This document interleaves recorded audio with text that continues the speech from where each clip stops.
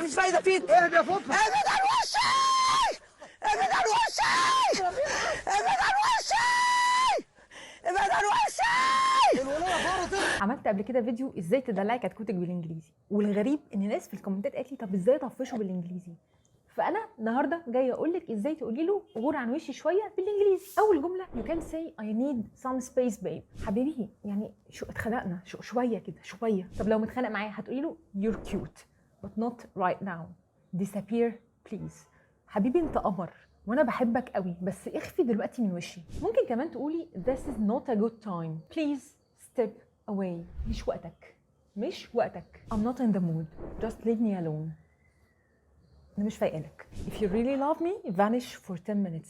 حبيبي انت لو بتحبني اخفي عن وشي 10 دقايق. الفيديو ده بيمثلني جدا. I love you but my beast loves me more. والله العظيم بحبك بس بحب راحتي اكتر منك. عندها حق بصراحه.